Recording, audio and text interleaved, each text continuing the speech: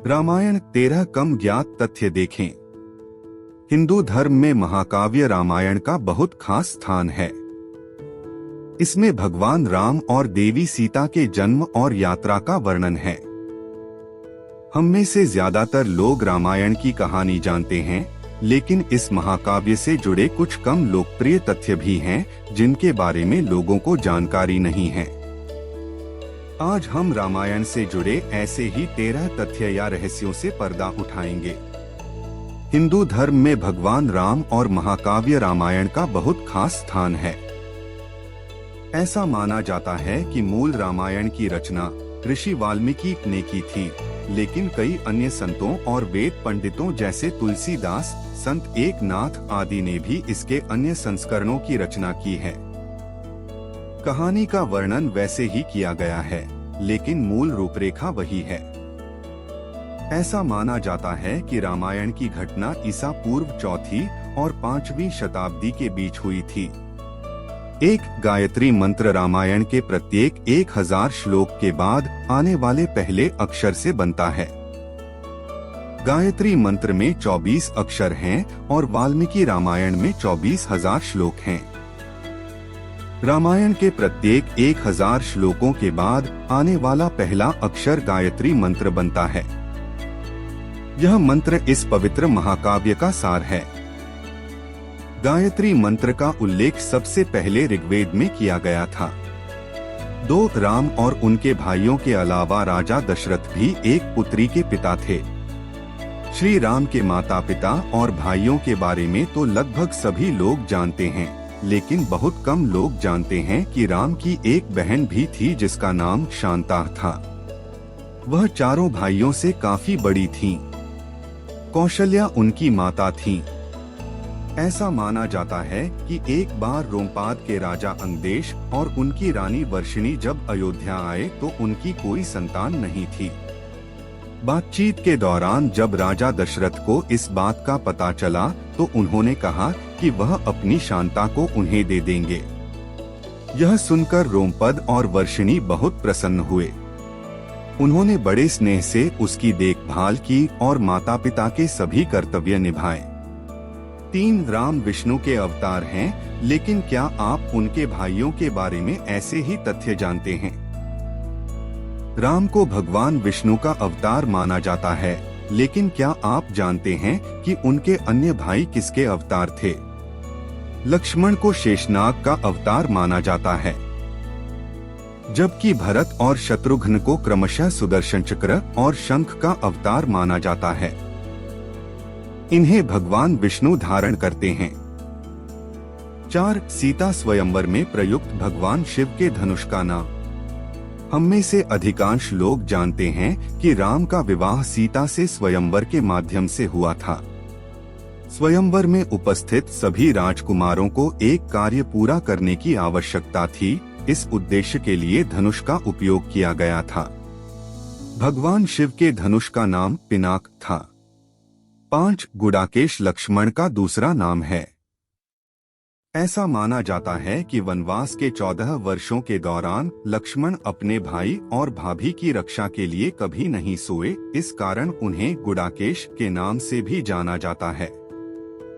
वनवास की पहली रात जब राम और सीता सो रहे थे, निद्रा देवी लक्ष्मण को दिखाई दी और लक्ष्मण ने उनसे आशीर्वाद देने को कहा ताकि उन्हें कभी नींद न आए। देवी निद्रा ने उनसे पूछा कि क्या आपकी जगह कोई और सो सकता है? लक्ष्मण ने सलाह दी कि उनकी पत्नी उर्मिला सो सकती हैं।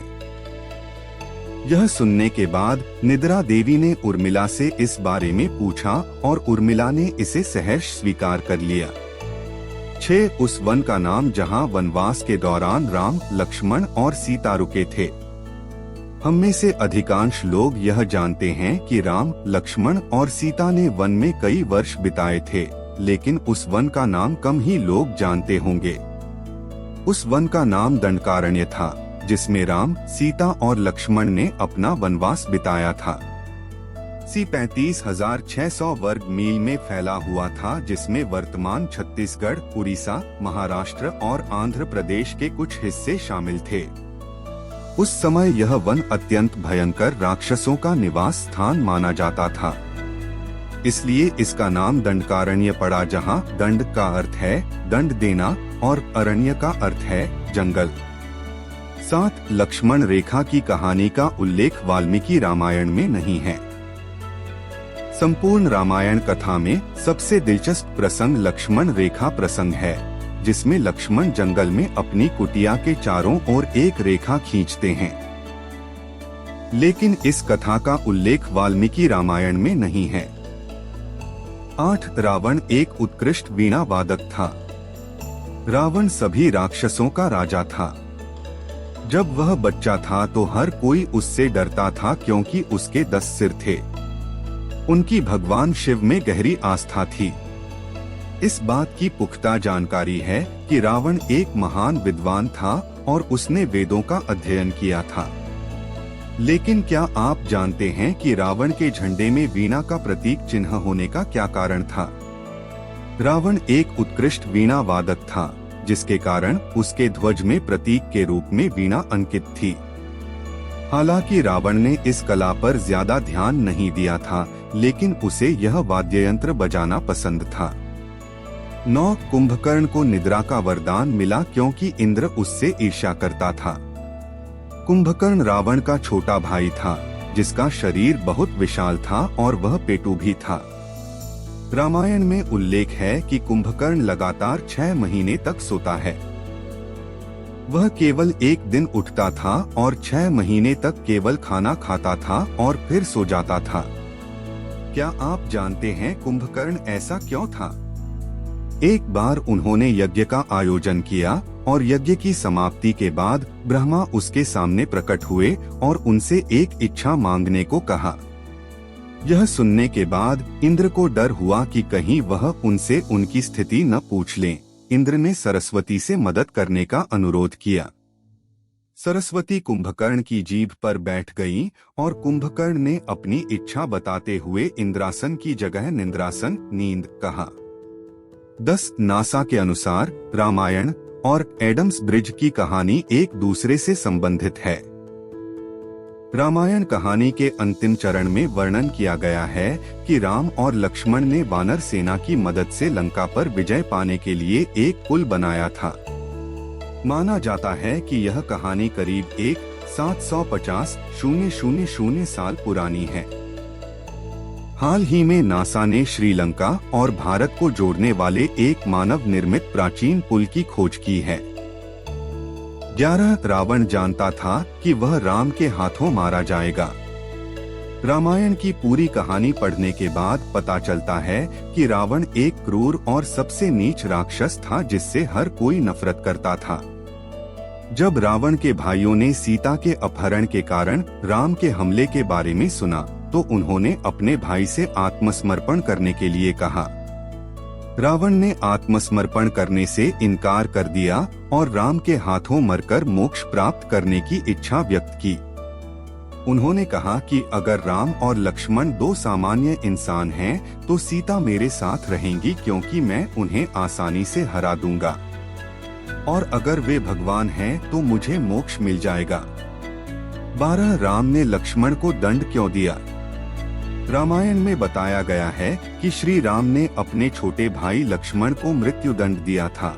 लेकिन क्या आपको पता है कि भगवान राम ने लक्ष्मण को मृत्यु दंड क्यों दिया था? यह घटना उस समय की है जब श्री राम लंका विजय के बाद अयोध्या लौटे थे और अयोध्या के राजा बने थे।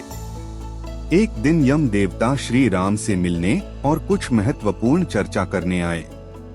चर्चा शुरू करने से पहले उन्होंने भगवान राम से वादा किया कि कोई भी इस बातचीत को समाप्त होने तक बाधित नहीं करेगा, अन्यथा उन्हें उस व्यक्ति को मृत्युदंड देना होगा। राम ने लक्ष्मण को द्वारपाल नियुक्त किया ताकि कोई वार्तालाप में विघ्न न डाल सके। लक्ष्मण द्वारपाल बने खड़े हैं। थोड़े समय के बाद दुर्वासा ऋषि उस स्थान पर आए और लक्ष्मण से राम को अपने आगमन के बारे में सूचित करने के लिए कहा। लक्ष्मण ने विनम्रता पूर्वक इनकार कर दिया। इसके बाद ऋषि दुर्वासा को उन पर गुस्सा आ गया और उन्होंने कहा कि वह पूरी अयोध्या को श्राप दे देंगे। अयोध्या को बचाने के लिए लक्ष्मण ने अपना बलिदान देने का फैसला किया। वह भगवान राम को अपने आगमन की सूचना देने के लिए अंदर चला गया। अब श्री राम असमंजस में पड़ गए, क्योंकि उन्हें अपने वचन के अनुसार लक्ष्मण को मृत्युदंड देना था। इस दुविधा की स्थिति में श्री राम ने अपने गुरु वशिष्ठ का स्मरण किया और उनसे कोई दूसरा रास्ता बताने को कहा। गुरु वशिष्ठ, आप लक्ष्मण को छोड़ सकते हैं और यह मृत्युदंड देने के समान है। यह सुनकर लक्ष्मण ने कहा कि वह जीवन भर अपने भाई से दूर नहीं रह सकते। लक्ष्मण ने अपने भाई की बात मानकर मृत्यु को गले लगाने का निश्चय किया। इसके बाद लक्ष्मण ने जल समाधि ले ली। 13 राम ने सरयू नदी में डूबकर पृथ्वी का त्याग कर दिया था। ऐसा माना जाता है कि जब सीता ने धरती में समाकर अपने शरीर का त्याग किया था, तब भगवान राम ने सरयू नदी में जल समाधि लेकर धरती का त्याग किया था।